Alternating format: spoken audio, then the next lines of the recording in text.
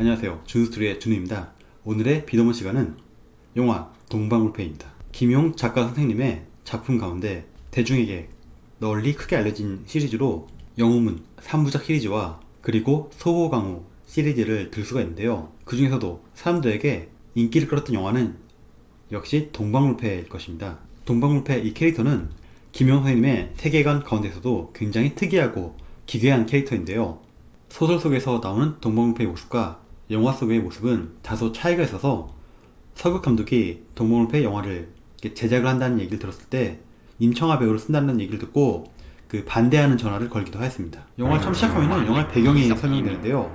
당시 시대는 명나라 말기로 도쿠가와 히데요시가 일본을 거의 다 통일해가는 그런 과정이었고, 쫓겨난 일본의 세력들이 중국의 남부 해안에 몰려들어서 세력을 형성하기 시작합니다. 명나라 조정에서는 이를 진압하기 위해서 군대를 내보내는데, 이때 갑자기 1월 신교의 교주 동방불패가 나타나서 명나라 군대를 공격합니다. 동방불패는 중국 명나라의 압제에 벗어나서 묘족의 독립을 이끌려고 하는데요. 한편 남자 주인공인 영호충, 전작인 영화 소호강호에서 사부에게 크게 실망을 해서 떠난 영호충은 배우가 이영걸로 바뀌게 되는데요. 우연히 동방불패를 만나서 둘은 좀 약간 호감을 갖게 됩니다. 동방불패가 본 영호충은 좋게 말하면 좀 순진하고 순박하고, 나쁘게 말하면 약간 깜빵한 모습이 관심을 갖게 됩니다. 好酒亦要品這高，大家都係酒道中人。冇叫你胡衝啊！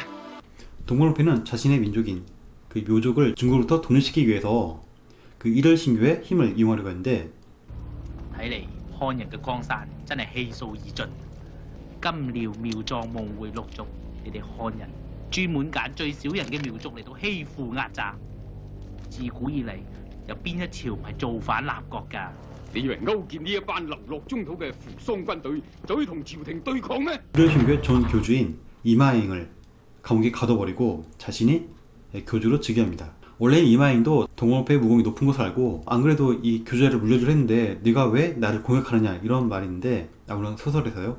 동방불패가 하는 말이, 원래 그런 절대자의 자리는 물려받는 것이 아니라 쟁취하는 것이다, 이런 명언을 남기도 하는데요. 아직은 전 교주를 다른 세력이 있기 때문에 이마잉을 죽이지 않고 마치 트로피처럼 자신의 감옥에 가두어서 내공을 조금씩 없애고 있는 중이었습니다.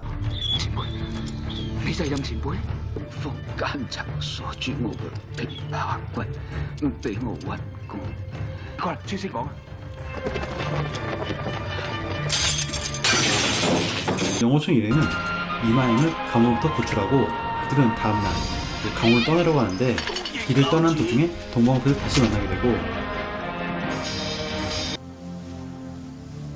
不送啦。 我明白，胡衝，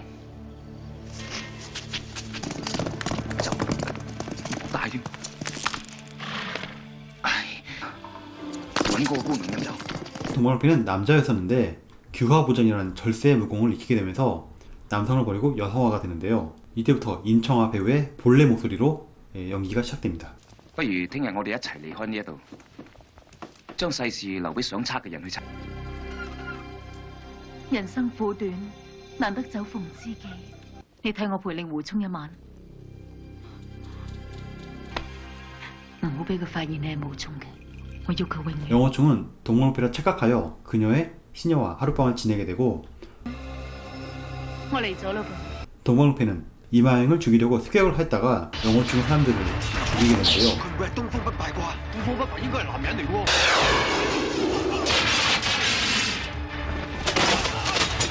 다음날 자신의 사제들이 죽은 것을 알게 된 영호충은 동방불패에게 복수를 다짐하고 고소되면서 동방불패를 향해 초대합니다.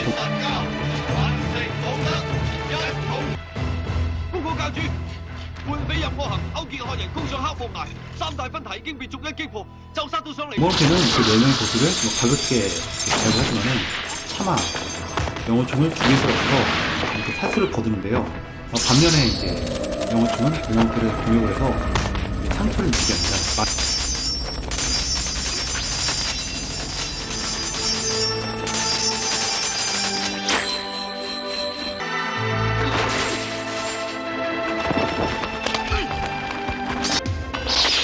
마지막에 절벽에서 떨어지면서 영호는 끝까지 동물배에게 그날 하룻밤을 보낸 이가 당신이 만져 묻지만은 동물배는 알듯 모르듯한 희미한 미소를 남기면서 절벽으로 몸을 던집니다. 我真係想知道嗰晚同我一齊嗰個女人係咪你？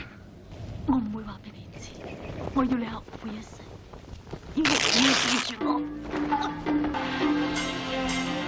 你話俾我知你係思思啊！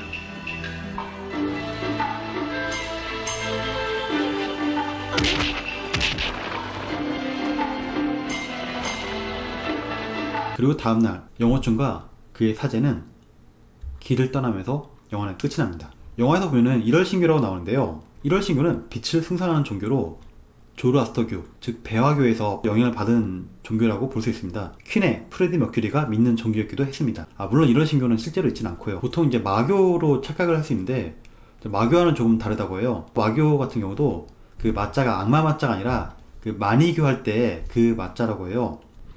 보통 이런 무협지에 나오는 마교라든지 명교 이런 1월 신교들은 서역, 지금으로 치면은 그 중동 지역에서 있었던 그런 좀 서방 외세 종교이기 때문에 아무래도 이건 정통이 아니다. 약간 사파적인 느낌으로 바라보는 그런 시선이 있었습니다. 아주 그냥 사악한 집단으로 그들이 쓰는 무용도 악랄하게 이를 데가 없어요. 흑성 대법이라든지 북한 무용을 숨긴 것으로 보여주고 있습니다. 영화에서는 묘족이 1월 신교를 믿고 있는 것으로 나와 있는데요. 실제 묘족은 1월 신교나 이런 조로아스터교보다는 그들의 민간 신앙을 주로 믿고 일부는 불교와 도교를 믿고 있습니다. 영화 속의 동방울패는 너의 중국 한족은 금, 요, 묘, 장, 몽, 회족 6가지 구족 가운데 우리 종족이 묘족을 가장 많이 괴롭혔다 이런 대사 나오는데요. 묘족은 중국이 인정한 56개의 소수민족 가운데 인구수가 좀 많은 편에 속하는데요. 연예인으로서는 그 차오루 씨가 묘족이라고 해서 한때 화제가 된 적이 있습니다. 영호춘은 매일 틈이 날 때마다 연주를 하는 장면이 나오는데요. 그 소호강호에서 내상을 입은 영호충이 연주하는 검은고 곡으로는 청심보선주를 자주 연주를 합니다. 연주를 하면서 몸속에 진기를 조절해서 번뇌를 없애고 무공을 찾는 데 도움이 된다고 해서 자주 연주를 하는데요. 비록 내상을 치료는 할 수 없었지만은 이전의 공력을 되찾는데 큰 도움이 된다는 설정을 가지고 있습니다. 화산파는 구파 일반 가운데 주요한 문파 중에 한 축인데요. 어릴 적에는 이런 무협이니 영웅 호걸이니 이런 것들 좀 되게 낭만적이고 멋있게 보였던 적이 있었습니다. 그래서 저는 중학교 때 왜 우리나라 이런 무협지 시대가 없었을까 좀 약간 이런 생각 가졌었는데 굉장히 좀 어리숙하고 어렸을 때 생각이죠. 어떻게 보면은 무협 같은 이런 그 세력이 있다는 얘기는 치안의 부재에서 나온 것입니다. 조선시대 우리나라의 행정구역이 360개 정도로 나눠져 있다는데 당시 명나라의 행정구역이 400개가 안 됐다고 해요. 그 땅 크기가 몇십 배 차이가 나는데 행정구역 그 조직은 숫자가 비슷해서 우리 조상들 같은 경우에는 굉장히 촘촘하게 그 행정조직이 잘 되어 있어서 치안이라든지 다른 사법권이 잘 운영된 반면에 중국 같은 경우는 땅덩이는 어마어마하게 넓은데 행정구역이 좀 얼기설기 촘촘하게 되어 있지 않아서 다른 그 권위적인 세력이 필요했던 것이죠. 보통 이런 지역은 무도관이나 사원이 그 관청을 대신하여서 이런 치안을 담당하는데요. 중국뿐만 아니라 동남아시아 같은 경우도 그 불교 사원들이 대신하여서 행정을 집행하기도 했습니다. 교육을 가르친다든지 아니면은 송사라든지 치안, 마을의 치안 유지 등등을 무도관이나 사원에서 담당한 것이죠. 우리나라 같은 경우에는 조선 중기에 대동계라는 그 집단이 이런 비슷한 일을 하긴 하였는데 굉장히 위험한 것이 우리나라 같이 이렇게 사병을 인정하지 않고 중앙 집권적인 그런 국가에서는 자칫하면 역모로 몰려가지고 대부분 이렇게 처형을 당해야 되는데 대동계 같은 경우도 무술도 하고 정신 수양을 하는 아주 좋은 친목단체지만은 어느 정도의 강력한 무력을 지니고 있고 실제로 외국가 쳐들어왔을 때 대동계가 대신해서 그들을 물리친 적도 있습니다. 하지만 역시 이제 정열입의 모반이라고 해서 대동계 상당수가 처벌을 받게 됩니다. 그렇죠. 무협지 같은 세상은 힘센 놈이나 잘난 사람이 대신해서 이제 국가 대신 법 위에서 다스리는데 그보다는 역시 우리나라의 조상님들처럼 법을 통해서 다스리는 것이 역시 좀 더 멋진 것 같습니다. 동방울패에서는 제가 좋아하는 배우들이 아주 많이 나오는데요. 처음에는 성룡에게 이 역을 제안을 하였었는데 성룡이 거부를 해서 이영걸에게 돌아갔습니다. 그 캐릭터 성격이라든지 이런 것들을 보면은 아마도 성룡이 맡았어도 좀 더 어울리지 않았을까 하는 생각이 드는데요. 왜냐하면 이영걸이 동방울패 1 이 영화를 찍을 때 나이가 29살이었습니다. 20대의 나이로 영화의 스토리를 감정적으로 이해를 못해가지고 감독과 많은 불화를 겪었다고 하는데 훗날 자신이 40이 넘었을 때 이제서야 영호충이 이렇게 행동했구나 하고 캐릭터가 이해가 됐다고 합니다. 위안환이라는 배우가 있는데요. 그 시시 역을 맡은 어떻게 보면 이렇게 큰 비중을 차지하지 않는 배우인데 이 배우 같은 경우에 좀 이렇게 흥미로운 좀 이력이 있더라고요. 영화배우 주윤발하고 처음 결혼한 사람이 바로 이 배우였습니다. 주윤발과는 1년 정도 살다가 헤어졌는데요.